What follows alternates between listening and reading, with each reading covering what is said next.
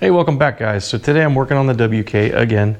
This time I'm fixing an issue that I've created by installing a Tom Woods double cardan rear drive shaft. So what happens with a double cardan drive shaft, I'll show a picture. You got to have the proper angles. The rear pinion has to meet that drive shaft at just the right angle.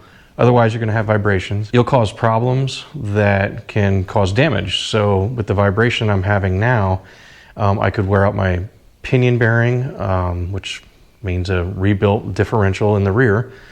I could also screw up the drive shaft. I could also destroy my transfer case. So there's a couple different things that could go wrong. So I want to fix that. It's not terrible. I'm right in like the cutoff line of like, I'm about a degree and a half out, and I'll show you what I'm talking about, where it's just misaligned just enough that it's causing vibration. So I want to fix that now before it gets too late. I didn't make the video on putting in a Tom Woods drive shaft. Probably should have. I don't know. My daughter says everything's content, but I'm just like, I don't know. I've already done a video where I fixed a drive shaft. Who wants to watch another drive shaft video? There's a million of them out there. There's probably a million of these. The fix I'm going to do today, which is installing some upper adjustable control arms made by Core4x4. So I'm sure there's some videos on there, on here about, you know, these things being installed. I know there are actually, but I haven't seen anybody do them on the WK. And I'm only doing the rear uppers and not also the lowers in the rear, just because I only have a 2-inch lift, so I didn't go crazy. I didn't go mock meathead and, you know, jack the thing up 6 inches in the frickin' air. So it's not like a massive lift, but it's enough of a lift that with a double cardan drive shaft, the pinion angle has to be just right. So I'm gonna get into that and show you how I do that. And thanks for sticking around. And if you ain't sticking around, we'll see you later. You're only gonna watch this for 2 seconds. Goodbye. I don't care. Okay, so if you don't know what a double cardan U-joint on a drive shaft is, it's basically you have 2 U-joints instead of 1. So that gives you more articulation, more flexibility. It's a lot stronger. It's a much better setup, but it does cause other problems. You can see here, Tom Woods. And that's the single U-joint on the other end. So in order to properly check your angle, your pinion angle against your drive shaft, you'll need one of these fun little gizmos.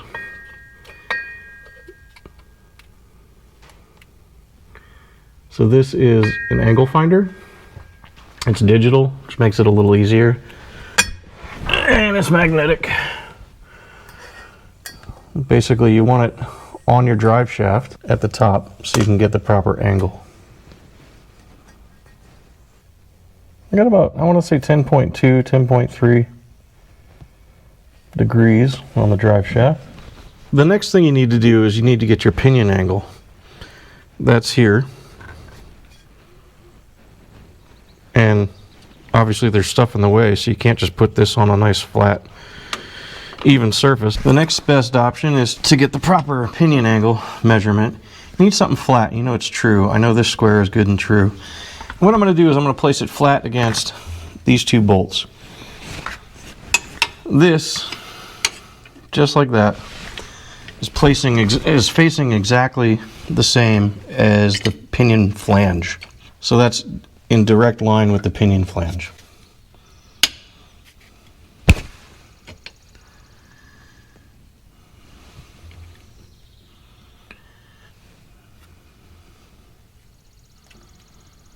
What I've got is about 82 degrees. 82.1, 82. I'm just going to go with 82. We'll call it 82. So the reason why I'm doing this job to begin with is because my rear drive shaft on the stock drive shaft from Jeep, it's non-serviceable, which is really dumb. I mean, I don't know these engineers, why they do this type of shit to us. But basically, I've seen someone else do it on YouTube. You can grind this out. Actually, there's somebody on Facebook. You can grind this out and get these apart. But I don't trust doing that. A, because yeah, sure, you get it apart, how are you gonna make sure everything, after you've grinded these little stupid dimples in, after you grind those dimples out of there, how are you gonna make sure everything's perfectly balanced? I mean, you'd have to probably take this thing out and get it rebalanced to begin with. So this one wasn't terrible. I mean, it's tight and it's got flat spots in it. I mean, it's kind of hard to move, actually. It was this one that was the worst. Both of them are exactly the same way. You cannot, for the life of you, you can't just, take out a C-clip and pop these out and redo them. Basically, the axle's junk. So from the dealer, what they would do is just get you a whole new axle, charge you, $1,500 or whatever. Who knows? But instead, I went with the Tom Woods just because now they're serviceable and I can grease them and they're not going to go bad. So anyway, so this is garbage. I am acquiring quite a pile of junk over here. Anyway, so in order to properly do this job, vehicle has to be on the ground level when you're taking your measurements from your drive shaft and your pinion angle. So by replacing the upper control arms in the rear with adjustable control arms, that will allow me to change the pitch and the angle of the pinion to match the drive shaft. That's this part here. This is the stock control arm. Actually, even kind of looks like my bushings are bad. I mean, these have almost 200,000 miles on them. So I took my measurements and I plugged it into ChatGPT. It's probably the easiest way to do it. I know Tom Woods has a calculator on their website. You can go in, you can type your numbers into that, and it'll give you whatever. ChatGPT did it. It also told me how far I should adjust my control arms, the new ones, how much longer they need to be. So if my drive shaft is at 10.3 degrees and my pinion is at, well, you measure from the back, so the pinion was what, 83? You have to subtract 90 from that because a 90-degree angle, yada yada. ChatGPT will explain it to you. I'm not good at that. That's why I'm using ChatGPT. I'm not good at math. So with that, it's saying that my drive shaft is sloping downwards at a 10.3 degree angle, and my pinion is actually at 8 degrees. So I need to come up 2.3 degrees to face, it has to be true and in line with that drive shaft. So I'm off actually 2.3 degrees, which is enough to really notice that vibration that I'm noticing. Around 1, you're probably okay, 1 degree. They say like you have a tolerance between 0 and 1 degrees to be off. But anything over like 1, you should fix it. So, because that's what I'm doing. Because you'll cause problems. So, I'm gonna get started. I'm gonna jack the vehicle up and get it on jack stands and pop the tires off and go from there. That's a little bit better of an angle of what you can see is happening. So this is the stock control arm. This nut holds it on, nut and bolt. And then back here, where is it? There's a nut and bolt on the back side. And that arm should come out. This is the passenger side, so it's probably a lot easier than the driver's side.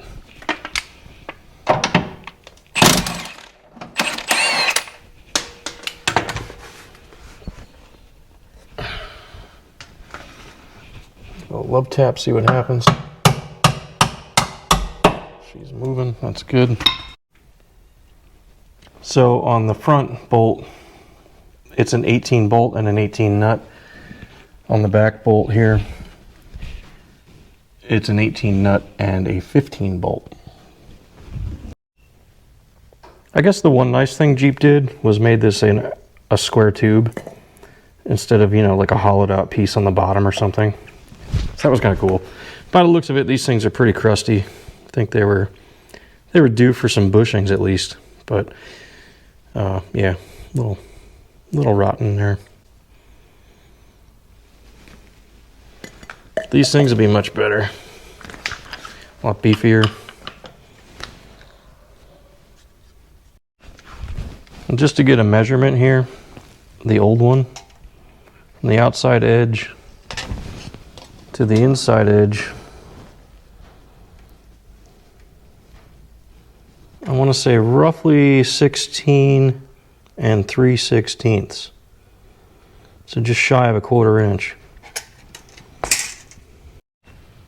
So based on measurements from ChatGPT, it suggests going about 0.34 inches, which translates to roughly 16.5275 inches.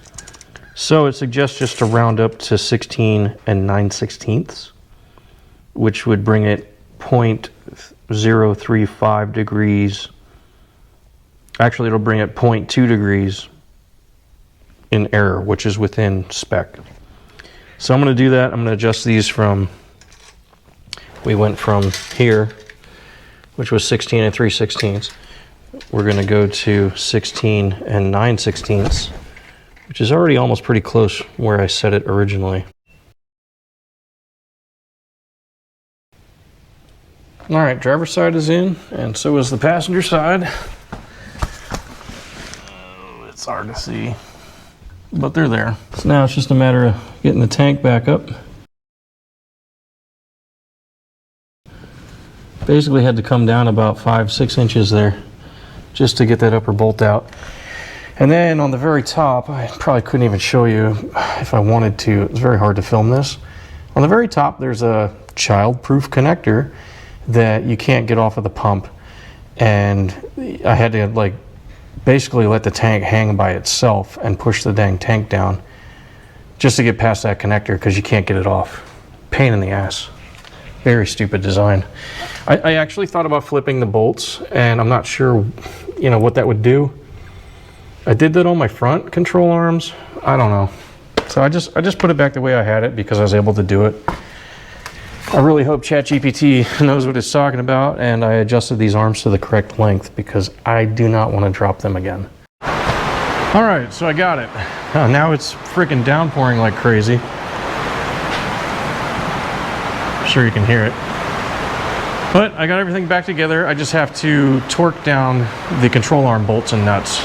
You do that with the vehicle on the ground at ride height again.